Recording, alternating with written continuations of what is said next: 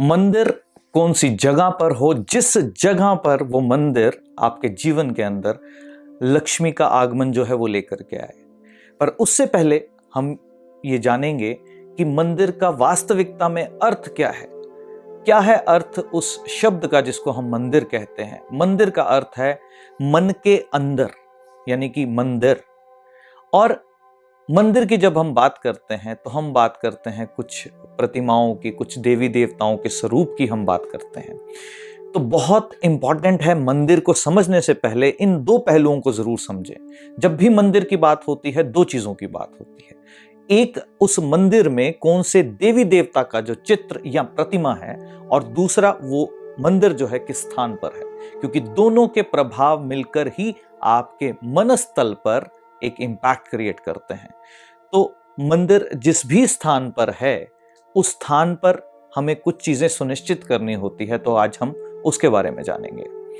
सबसे पहले, जो भी देवी देवता, हिंदू दर्शन में किसी भी देवी देवता की अगर हम बात करें, हर देवी देवता सांकेतिक भाषा में आपके मनस्तल के साथ कनेक्ट होकर के आपके जीवन पर एक इंपैक्ट जो है वो क्रिएट करते हैं।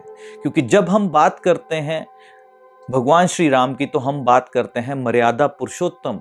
तो व्यक्ति अपनी मर्यादाओं का हमेशा ध्यान रखता है, तो आप भगवान श्री राम जी की तरह रिएक्ट करते हैं। जब हम बात करते हैं कान्हा की, तो हम बात करते हैं नटखटपन की या दुनियादारी की, तो आप कान्हा की तरह रिएक्ट करते हैं।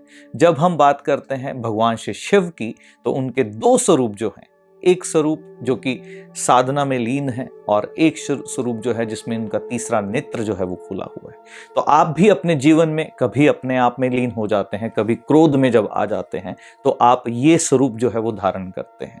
जब हम बात करते हैं भगवान श्री गणेश की, तो हम बात करते हैं बुद्धिमानी की। तो हर देवी देवता आपके जीवन के अंदर एक सांकेतिक भाषा में आपके मनस्तल के साथ कनेक्ट होकर के आपके जीवन के अंदर एक प्रभाव डालता है। अब ये किस दिशा के अंदर मंदिर आ जाए, उस दिशा के अंदर वैसे से गुणधर्म आपके अंदर जो है वो आने शुरू हो जाते हैं।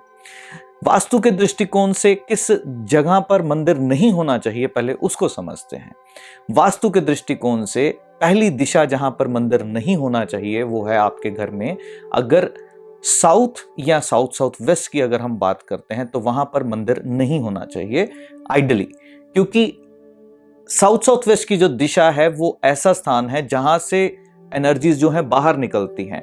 और यदि आपने वहां पर कोई देवी देवता का चित्र या प्रतिमा एक मंदिर में रखी है, तो उस देवी देवता की एनर्जीज जो है वो निकलती चली जाएंगी। यानी कि एक उदाहरण के लिए, अगर आपका मंदिर साउथ साउथ वेस्ट में है और वहां भगवान श्री गणेश जी हैं, तो बुद्धिमानी जो है, यानी कि आपका मनस्तल पर आपकी बुद्धि जो है वो काम करना कम कर देगी। और अगर वहां शिव परिवार है, तो परिवार के बीच में हो सकता है कोई झगड़े या कोई परेशानी जो है वो आपको नजर आए। दूसरा कौन सा स्थान है? East south east. East south east मंथन की दिशा है। अगर वहां पर मंदिर होगा तो व्यक्ति हर वक्त उस भगवान को याद करता रहेगा कि मेरे साथ ही ऐसा क्यों होता है, मैंने ऐसा क्या किया, मुझे किन कर्मों की सजा मिल रही। तो हर वक्त वो जब मंथन करेगा, जब भी उसकी लाइफ में कोई अप्स एंड डाउन्स आएंगे, हमेशा वो भगवान को इस तरह से याद करेगा। और तीसरा, अगर वेस्ट नॉर्थ वेस्ट में है, तो वो एनर्जीज को रिलीज करने का स्थान है। वहां पर अगर मंदिर होगा तो व्यक्ति के भाव वहां जाते ही फूट फूट कर निकलने शुरू होंगे। यानी कि ऐसा भी हो सकता है कि अगर आपके घर में मंदिर वेस्ट नॉर्थ वेस्ट में है, तो आप मंदिर में जाते ही रोना शुरू कर दें और अपने भावनाओं को वहां पर रिलीज करना शुरू कर दें। तो इस तरह से हर एक दिशा के अंदर मंदिर का एक इंपैक्ट जो है वो नजर आता है। तो ये जो 3 स्थान हैं, इनको हमें ध्यान रखना है। एक ईस्ट साउथ ईस्ट, साउथ और साउथ साउथ वेस्ट, और वेस्ट नॉर्थ वेस्ट। बाकी सभी स्थानों में भी मंदिर जो है वो बनवाया जा सकता है, ऐसी कोई भी बात नहीं है। और आइडियली ये कहा जाता है कि ईशान कोण जो है वो देवी देवताओं का स्थान है। पर मेरी यात्रा में या मेरी जितनी भी जर्नी रही, उसका अनुभव ये रहा कि नॉर्थ ईस्ट जो है वो आइडियल डायरेक्शन है एक मंदिर के अंदर ईशान कोण में अगर भगवान की मूर्ति स्थापित हो। बट यही अगर किसी घर में हो जाता है, तो व्यक्ति कर्म पथ से कहीं हटता चलता है और वो भगवान को ही हर चीज का दोषी या भगवान को ही हर चीज का कि ऐसी भगवान की इच्छा होगी तो ऐसा हुआ, ऐसी भगवान ने चाहा होगा तो ऐसा हुआ। मैं ये नहीं कह रहा कि वहां मंदिर नहीं होना चाहिए, पर ऐसे से विचार जो है वो मनस के अंदर उत्पन्न होंगे और सम टाइम ऐसा होगा कि आप देवीय भाव इतने हो जाएंगे कि आप अपने क्लाइंट से पैसा तक नहीं मान पाएंगे। आप जब भी बात करेंगे तो अपनी जरूरत जितनी आपको चाहिए, आपको क्लाइंट से जितना आपका जो पैसा चाहिए या आपकी एनर्जी एक्सचेंज जो चाहिए वो भी आप नहीं मांग पाएंगे। तो ये तो एक बात रही कि कहां कहां पर मंदिर नहीं होने चाहिए। अब कहां हो सकते हैं? ये 4 दिशाएं यानी कि south south west, east south east, south और वेस्ट नॉर्थ वेस्ट कोशिश करके अवॉइड करें और बाकी किसी भी स्थान पर जो है मंदिर होना चाहिए। हर एक देवी देवता का एक स्थान है, तो यदि आपका मंदिर उस जगह पर है तो ये जरूर सुनिश्चित कीजिए कि जिस जगह पर आपका मंदिर है वहां पर कम से कम वो देवी देवता का चित्र या प्रतिमा जरूर हो। नॉर्थ की अगर हम बात करते हैं तो वो भगवान गणेश जी का स्थान है। नॉर्थ ईस्ट की अगर बात करते हैं तो भगवान शिव का या शिव परिवार का जो स्थान है। ईस्ट की अगर बात करते हैं तो भगवान श्री राम जी का स्थान है। साउथ ईस्ट की अगर बात करते हैं तो माँ लक्ष्मी का स्थान है। साउथ वेस्ट की अगर बात करते हैं तो विश्वकर्मा जी का स्थान है। साउथ ईस्ट की अगर बात करते हैं तो भगवान श्री हनुमान जी का स्थान है। वेस्ट की अगर बात करते हैं तो बालाजी का स्थान है। नॉर्थ वेस्ट की अगर बात करते हैं तो भगवान श्री कृष्ण का स्थान है। तो इसका क्या अर्थ है कि आपका घर में अगर मंदिर इन किसी भी दिशाओं में है तो यह सुनिश्चित कीजिए कम से कम जिन देवी देवताओं का वहां स्थान है वहां पर वो प्रतिमा या वो चित्र जो है वो आवश्यक हो। हाँ, एक चीज जरूर अवॉइड करनी चाहिए कि आपके बेडरूम के अंदर कोई भी मंदिर ना हो। पर अगर किसी कारणवश आप बहुत से छोटे से घर में रहते हैं और ऐसा संभव नहीं है कि और कहीं स्थान जो है वो दिया जाए, तो ये सुनिश्चित जरूर करें कि जहां पर भी मंदिर हो वहां पर आगे कर्टन यानी कि पर्दा जो है वो आवश्यक हो। दूसरा, कुछ लोगों का ये प्रश्न होता है कि स्टेयर्स के नीचे क्या हम मंदिर बना सकते हैं? टेक्निकली उसमें कोई प्रॉब्लम नहीं है, पर अगर आप सोचेंगे कि मंदिर है और मंदिर के ऊपर से आपको गुजर के जाना है तो यानी कि आपके पैरों के नीचे जो है मंदिर आता है, तो उसको अवॉइड करना चाहिए।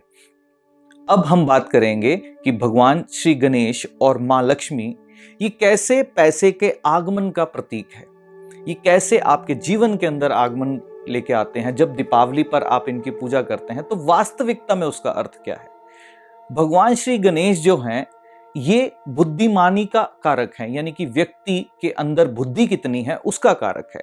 और जब आप भगवान श्री गणेश जी की पूजा उपासना करते हैं तो यानी कि आप अपनी बुद्धि का सदुपयोग जो है अपने व्यापार में, अपने बिजनेस में अच्छे तरीके से कर सकते हैं और तब जो है माँ लक्ष्मी का आगमन होता है।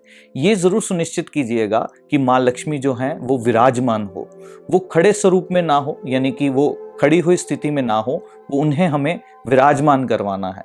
तो भगवान श्री गणेश जी का चित्र माँ लक्ष्मी के साथ नॉर्थ में बहुत अच्छे फल देता है, साथ ही साथ में साउथ ईस्ट में भी बहुत अच्छे फल देता है। तो ये बातों का कुछ हमें ध्यान रखना है कभी भी जब हम मंदिर की बात करेंगे, क्योंकि ऐसी कोई भी दिशा नहीं है जहां पर भगवान जो है वो नहीं है। कोई तो भी ऐसा कोना हो जहां पर वो नहीं है, ऐसा कोई भी कोना नहीं है। बट कुछ दिशाएं जो मैंने आपको बताई हैं जनरली उनमें वैसे से प्रभाव आपको नजर आएंगे जो कि आइडियली सम टाइम हमारे लाइफ में एक क्वेश्चन मार्क जो है वो खड़ा कर देते हैं। सो मिशन सारथी सीरीज के साथ जुड़े रहिए। नेक्स्ट संडे एक और नई यात्रा के साथ आप लोगों के साथ फिर से जुड़ूंगा और इस यात्रा को आगे बढ़ाते रहेंगे एक नए टॉपिक के साथ। आप लोग जुड़ते रहिए और यदि आपका कोई प्रश्न है तो आप कमेंट सेक्शन में ज़रूर लिखिए कि आप नेक्स्ट वीडियोस जो हैं किन किन टॉपिक्स पर चाहते हैं। और एक बार सबका तहे दिल से बहुत बहुत शुक्रिया जो लोग भी ऑनलाइन न्यूमरोलॉजी, एस्ट्रोलॉजी और वास्तु के सेशंस में जुड़ रहे हैं। तहे दिल से ट्रिनिटी वास्तु परिवार, हमारा साथी परिवार, सभी लोगों को ढेर सारी शुभकामनाएं देता है और तहे दिल से धन्यवाद देता है। अगले संडे 9 बजे दोबारा एक नई वीडियो के साथ उपस्थित होऊंगा। तब तक के लिए आज्ञा दीजिए। धन्यवाद।